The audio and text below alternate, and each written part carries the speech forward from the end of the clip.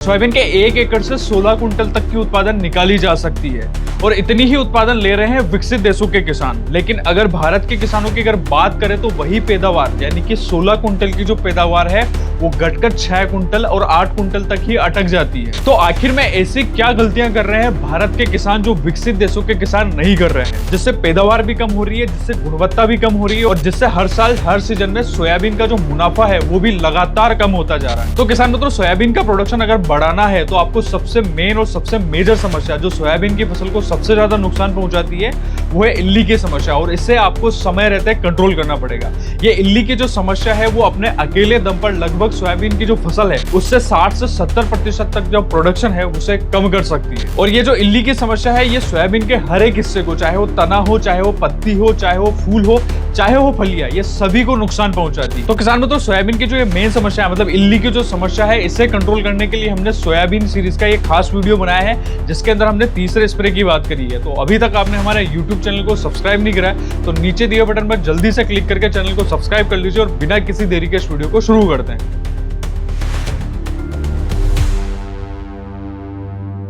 किसान मित्रों, soybean series के अभी तक हमने स्प्रे के 2 वीडियो बना दिए हैं, यानी कि पहला स्प्रे और दूसरा स्प्रे। अगर आपने अभी तक उन वीडियो को नहीं देखा है तो जाके एक बार चैनल पर उन वीडियो को जरूर चेक कर लीजिए और उसके बाद में इस वीडियो को देखिए ताकि आपको पूरी तरीके से समझ आएगा और एक पूरा जो साइकिल है यानी कि जो स्प्रे का जो शेड्यूल है वो आप अच्छे से अपना पाएंगे। और आज के इस वीडियो के अंदर हम बात करेंगे सोयाबीन के तीसरे स्प्रे के बारे में। तो वीडियो को शुरू करते हैं। सोयाबीन की फसल की अगर मैं बात करूं तो अभी लगभग 50 से 70 दिन की हो चुकी है और यही वो अवस्था होती है जब फूल जो रहते हैं उससे फलियां बनना शुरू हो जाती है, मतलब जो हल्की हल्की पपड़ियां होती है वो बनना शुरू हो जाती है। और यही वो अवस्था होती है जब सोयाबीन की जो फसल है उसके अंदर इल्लियों का जो प्रकोप है, मेनली इल्लियां, ये सबसे ज्यादा नुकसान पहुंचाना शुरू कर देती है। और इन इल्लियों की भी अगर मैं बात करूं तो ग्रीन सेमिल ऊपर हो गई हो, तंबाकू इल्ली हो गई हो, उसके अलावा पत्तों को और तनों को खाने वाली जो इल्ली आती है उसका भी प्रकोप देखने को मिलता है। और उसके अलावा गर्डल बिटल का जो लार्वा है वो भी तने को नुकसान पहुंचाना शुरू कर देता है और तना मक्खी जो रहती है वो भी अपने अंडे जो है वो तने के अंदर छोड़ देती है और उसके द्वारा जो लार्वा निकलता है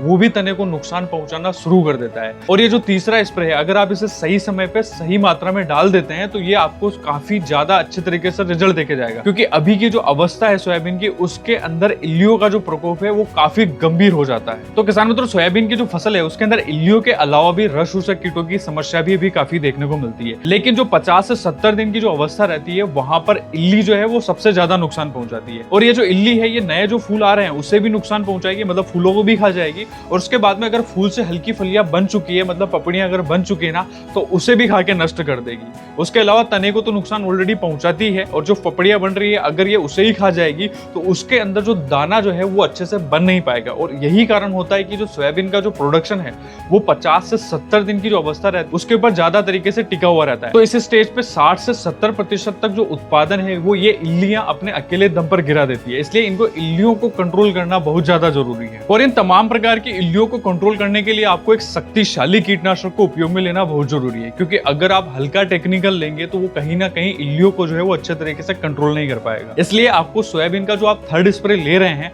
उसके अंदर आपको यह ध्यान में रखना है कि आप ऐसे ही कीटनाशक को उपयोग में ले जो एक तो सभी प्रकार की इल्लियों को कंट्रोल करे और दूसरा जो वो टेक्निकल है वो थोड़ा हैवी रहे, मतलब लंबे समय तक रिजल्ट देके जाए। और ऐसा ही कीटनाशक आता है चक्रवीर, जिसके अंदर क्लोरेंट्रा नीलिप्रोल 18.5% एससी फॉर्म में पाया जाता है। ये काफी हेवी टेक्निकल है और सोयाबीन की फसल जो है उसके लिए लगभग 10 से 15 सालों से किसान इसको इस्तेमाल में लेते आ रहे हैं और इसके रिजल्ट भी आपको अभी तक भी काफी शानदार देखने को मिलते हैं। हालांकि ये टेक्निकल पहले थोड़ा महंगा हुआ करता था लेकिन अभी का जो टाइम है उसके अंदर ये काफी किफायती रेट में आ जाता है और रिजल्ट में भी ये काफी शानदार है। और इसके रेसिडुअल एक्टिविटी की अगर मैं बात करूं तो ये सोयाबीन की फसल के अंदर अगर आपने एक बार स्प्रे कर दिया तो ये लगभग 20 दिनों तक अपना असर रखता है, मतलब इसकी जो रेसिडुअल एक्टिविटी है वो लगभग 20 दिन की रहती है। तो आपको इसी कीटनाशक को उपयोग में लेना है और उसकी उपयोग की मात्रा आपको 60 से लेके 80 ml प्रति एकड़ के हिसाब से रखनी है। अगर इल्लियों का प्रकोप ज्यादा है तो 80-85 ml तक आप रख सकते हो। अगर इल्लियों का प्रकोप आपको कम दिखाई दे रहा है तो आप 60 ml की मात्रा भी 1 एकड़ के हिसाब से उपयोग में लेते हो